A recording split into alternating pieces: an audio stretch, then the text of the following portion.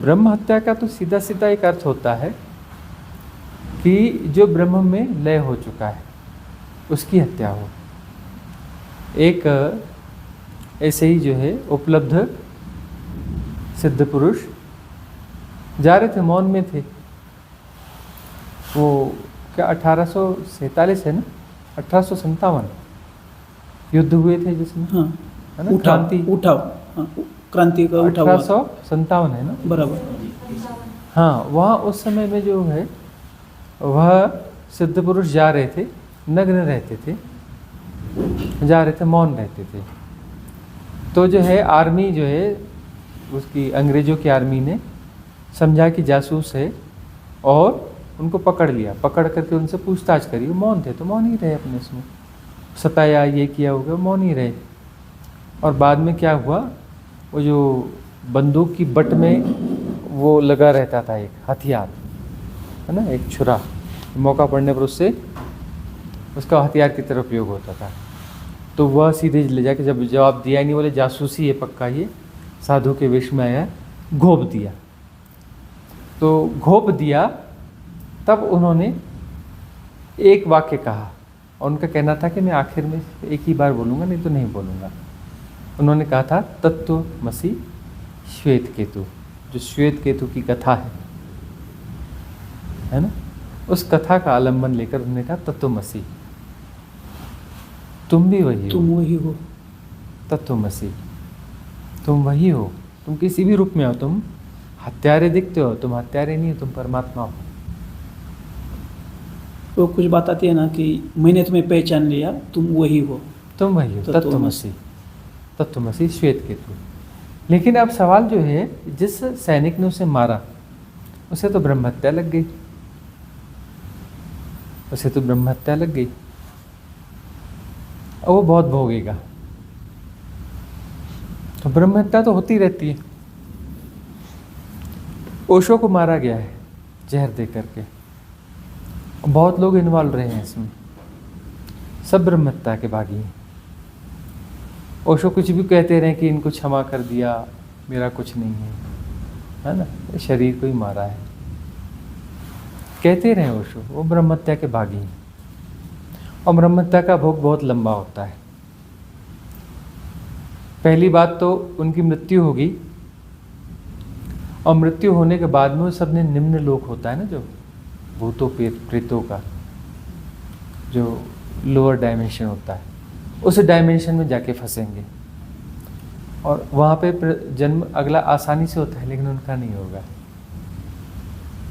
वहाँ पर समय का बोध भी ज़्यादा होता है, तकलीफ़ें भी बहुत होती हैं, और वहाँ पर वो रहेंगे हजारों हजारों साल तक सड़ेंगे वहाँ पर। कितने साल तक?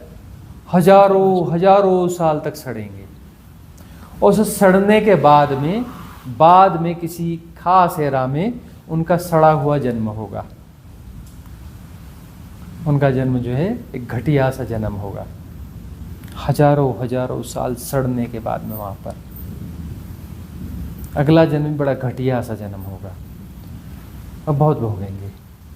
तो ब्रह्म हत्या भोग नहीं पड़ती है, वहाँ पर सारे नियम कायदे बदल जाते हैं, सारे नियम कायदे बदल जाते हैं ना। ऐसा लगता है ना, अस्तित्व में सिर्फ ला है, ये है, वो है, तो ऐसा लगता है वहाँ पर कि अस्तित्व कुछ है और वो खुद बदला लेना चाहता है, जैसे अस्तित्व ही बदला लेना चाहता है। छोड़ा नहीं जाता इनको। ब्रह्म हत्या मतलब वहाँ पर इजोटेरिक सपोर्ट सिस्टम इन्वॉल्व हो जाता है, छोड़ा नहीं जाता इनको। तो ऐसे बहुत सारे हुए हैं संत जिनको जो है सताया, सिद्धों को मारा गया है, बहुत सारों को मारा गया है। अब इसमें एक ओशो की बात करें, 700 साल पहले जब उनका जन्म हुआ था, तो उनके पट्टे शिष्य ने उनकी हत्या करी थी, यह जानते हुए कि ब्रह्म हत्या होगी, मैं भोग लूँगा लेकिन दूसरों को लाभ मिलेगा,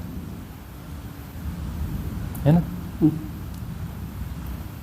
वह जो है बहुत लंबा भागी नहीं होगा, उसको भी थोड़ा भोगना पड़ेगा, बहुत ज़्यादा नहीं भोगना पड़ेगा, लेकिन उसके जीवन से साधना नहीं जाएगी। वह साधना और दूसरों को कल्याण के कारण जो है, उस भावना के कारण 2-3 जन्म में वो बाहर हो जाएगा। उसका एक जन्म हो चुका, अब जो है दूसरा जन्म फिर उसका हो चुका है, एक आध जन्म और लेगा, हो जाएगा उसका काम, पार हो जाएगा वह, बहुत लंबा मामला उसका नहीं जाएगा। ओशो के जन्म के समय उसका उतने समय वह भी फंसा रहा, अभी फिर से उसका जन्म हुआ, वो 2 जन्म और लेगा, वो पार हो जाएगा वह। तो अलग किस्म की ब्रह्म हत्या हुई। और ये वाली ब्रह्म हत्या जो उन्होंने उनको जहर दिया, या फिर नेपाल में जो है उनको 3 प्रमुख लोगों ने मारने की कोशिश करी अमेरिका के दबाव में, जो बड़े बड़े लोग थे। आर्मी का कोई प्रमुख था, कोई राजनीतिक प्रमुख था, कोई है ना, उनका जो पुलिस प्रमुख था, ऐसे 3 लोग थे। उन तीनों की मृत्यु हो गई, तीनों की अकाल मृत्यु हुई, तीनों की अकाल मृत्यु हुई है। स्वाभाविक मृत्यु किसी की भी नहीं हुई, लेकिन मृत्यु के बाद उनका पाप धुल गया, ऐसा नहीं है। उन्होंने हत्या नहीं करी ओशो की, लेकिन हत्या के प्रयास किए, तो उनको भी भोगना तो पड़ेगा। तो जो भी ऐसे सिद्ध पुरुष होते हैं, उनकी हत्या का प्रयास करते हैं या हत्या का कारण बनते हैं, उनकी दुर्गति होती है। जैसे बुद्ध को मारने की कोशिश की देवदत्त ने, तो देवदत्त की दुर्गति तो चल ही रही है, उसकी दुर्गति चल ही रही है, चलेगी लंबी, मार नहीं पाया उसने, मारा नहीं, लेकिन दुर्गति उसकी चल रही है, चलेगी। तो ये ब्रह्म हत्या ऐसी होती है। ब्रह्म हत्या का मतलब कोई कुछ बोलता है, कोई कुछ बोलता है, कोई कुछ बोलता है, हमें कोई लेना देना नहीं है ना। हम जो हैपनिंग है, अपनी हैपनिंग से जो अनफोल्ड हो रहा है वो हम अनफोल्ड कर रहे हैं, ये ऐसी ब्रह्म हत्या होती है। और ब्रह्म हत्या का भोग बहुत खतरनाक होता है, उससे खतरनाक कुछ होता नहीं है, वो भोग बड़ा खतरनाक होता है।